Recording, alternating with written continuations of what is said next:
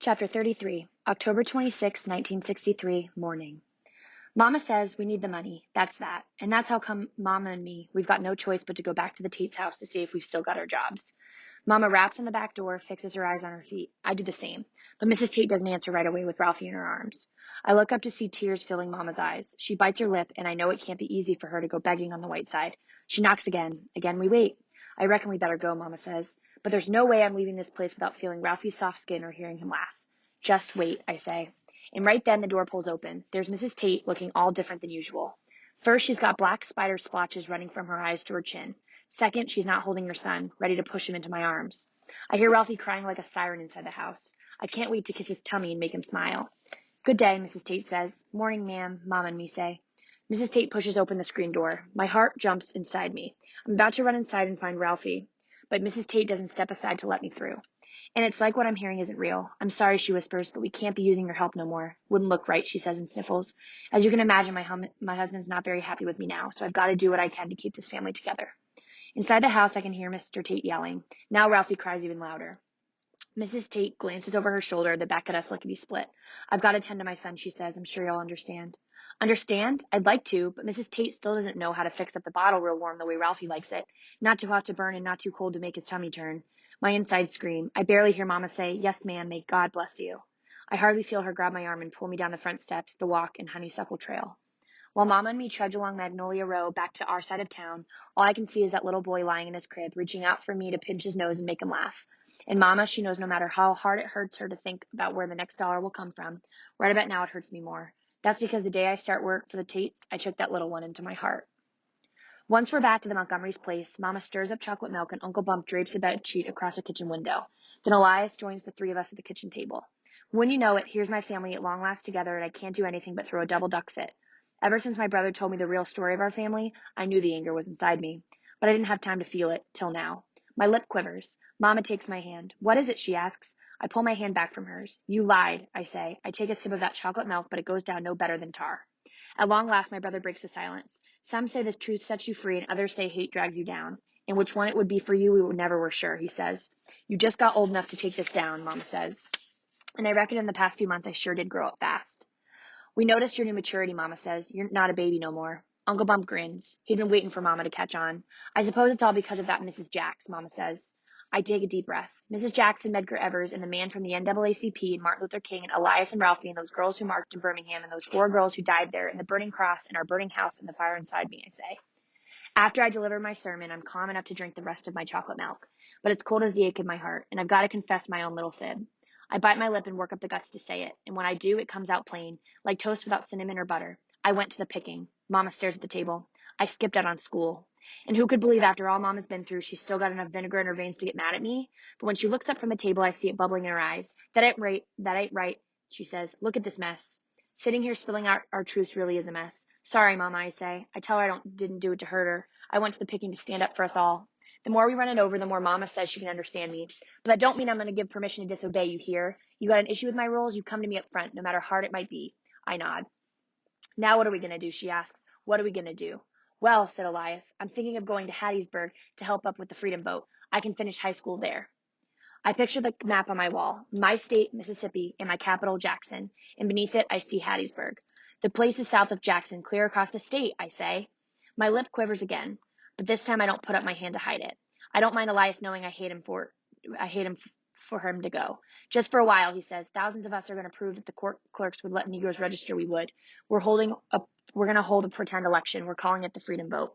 I see how Elias, he's not all tore up about where he's got to go. I can see by the look in his eyes, he's already left Kukuchu. It's no longer home. I reckon we'll always be running, Uncle Bump says. The Mama puts her hand over mine. I'm just not sure we belong here, she says. What? I ask. Here, in Kukuchu, she says. Maybe we ought to go. It's hard to breathe, let alone speak, but somehow I find the words. West Thunder Creek Junior High School, I say. I need to stay there. But we can't stay here in this county, Mama says, gentle. Uncle Bump leans forward. Your Mama wants you to be free to be what you can in this world, he says. As for me, the law says I'm free, but since when do white folks look to the law and tell what's right? Your uncle and brother ain't safe here no more, Mama says. They need to get out of town. And I don't call Flapjack. He knows I need him. He jumps through the window onto my lap. I stroke his back and wet him with my tears. Mama, Uncle Bump, and Elias look at each other, not knowing what to say next. So I take Flapjack in my arm and head down the hall to Delilah's room, where her parents are letting her catch up on sleep while they visit cousins down the road in Jigsaw. I pull out of her bed. I tell her she doesn't need to wear a dress. Some jeans and a t-shirt will do. After Delilah puts on clothes, I lead her to the window before she gets a chance to start fussing in front of her handheld mirror. And even though it's not the middle of the night, and even though we just walk right out the front door, we sneak out. It's tradition, and besides, it might be the very last time. While we wander down to the bayou, Flapjack weaves around my calves, and I tell Delilah everything about Mrs. Tate and Ralphie and Elias and what all Mama said.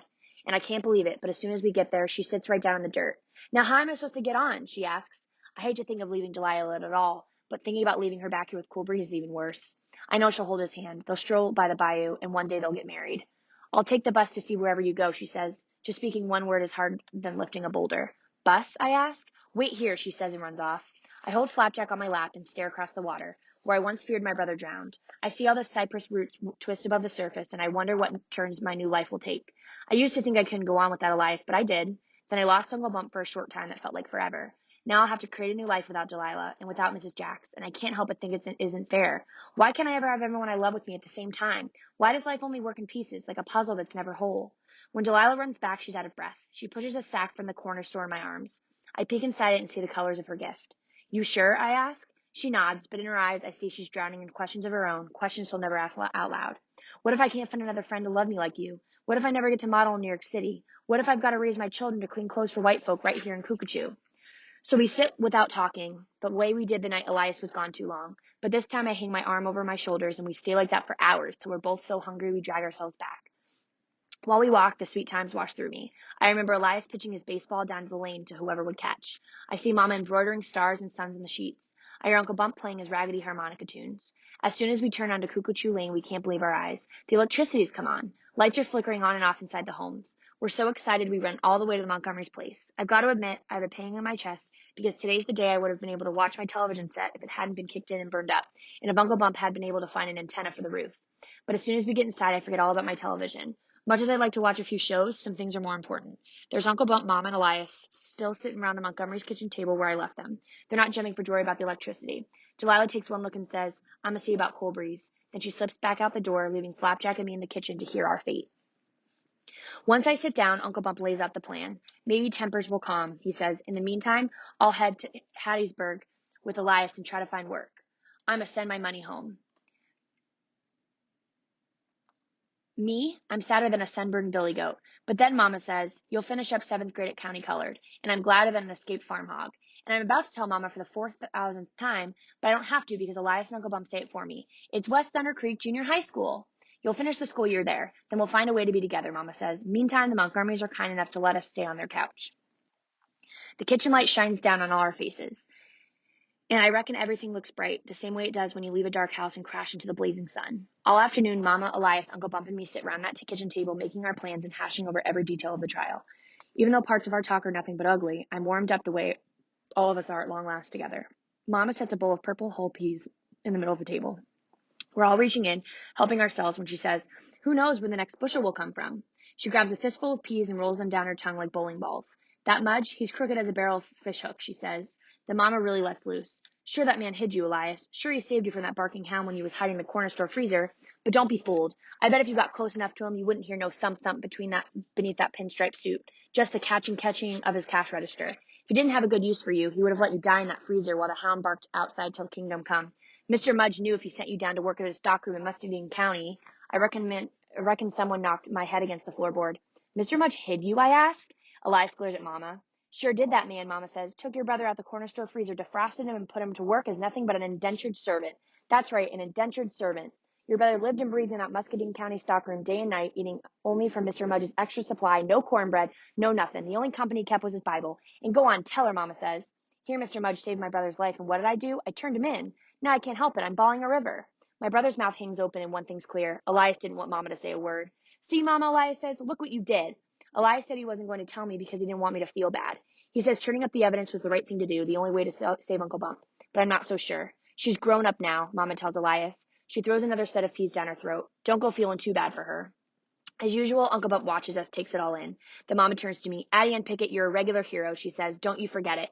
You saved your uncle's life. That Mr. Mudge, your brother gave him the message to deliver to us so we wouldn't worry, so we'd know he was alive. Did we ever see that note? Nope. Her eyes narrow. Mama, Elias says real gentle. Mr. Mudge likely took the note so I wouldn't worry about y'all worrying about me. Didn't think of it at the time, but I reckon he had no intention to deliver it, because if the wrong person got a hold of it, he'd be charged with harboring a fugitive. Whatever that means, Mama says. Then she turns back to me. It was early afternoon, day of the garden picking. Your brother happened to overhear Mr. Mudge talking to a truck driver who came to fill the Muscatine County stockroom. The driver had just made a delivery to the corner store here in Cuckoo, where he got an earful about the whole news. When the driver got to the new shop, he passed on the news about the butterbean fiasco, how Bump was to blame for everything. Soon as the driver unloaded his goods, Mr. Mudge took off in his truck. Now, we all know he was hightailing it back to Cuckoo to bury the seed sacks. Meanwhile, your brother placed a call to the NAACP from the shop phone, said we needed a lawyer. Then he stole some coins out of the register and caught the first bus down the highway.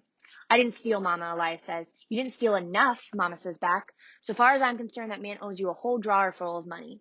At least he bought Elias new sneakers, I say. But that sends Mama wild. Yeah, she says. New sneakers so your brother could work himself to the bone in his stockroom. Elias shakes his head like Mama doesn't understand anything. Of course, your brother couldn't take the bus straight into Cuckoo in broad daylight, so those sneakers came in mighty handy when he got all the way over in Lancahatchee County and came running home through the fields and back roads. 17 miles on foot. Could have been shot dead on the way, too. That Mudge knew full well Mama's worked herself into a dither, so I put my hand on hers, and I can feel by the way her fingers soften under mine. I did it at the right exact time, just like someone fetching wood. It's okay, I tell her. We're all here. We're still a family. You're right about that, Uncle Bump says. You are, Mama agrees. But Elias stares past us. He's got that distant look in his eyes, the same look he had after Medgar Evers died. Chapter 34, November 3rd, 1963. I know Elias would be proud to see me walking down Magnolia Road beside Delilah, my shoulders thrown back like hers. Now that the whole truth has come out about the will, there's a meeting at Old Man Adams' place to figure out what to plant on the land.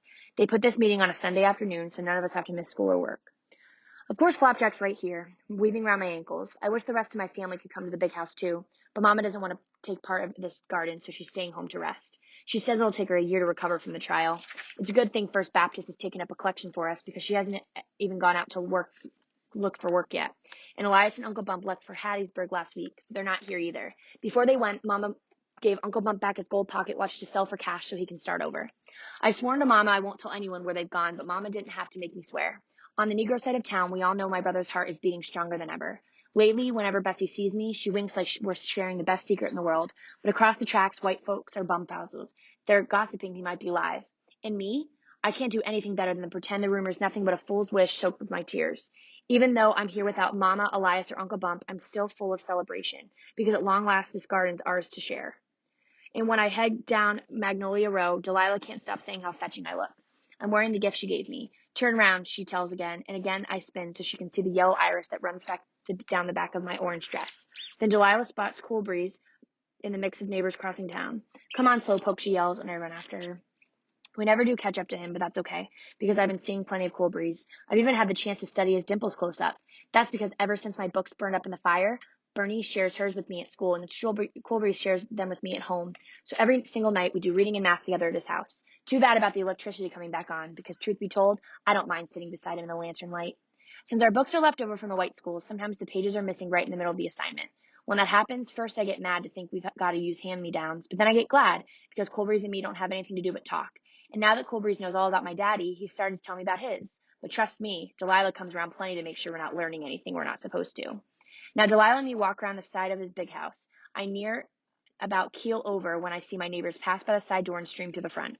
The front door? Well, if I do faint, at least I'll look like the sunshine, lying here on the lawn with my orange dress spread right round me in a circle.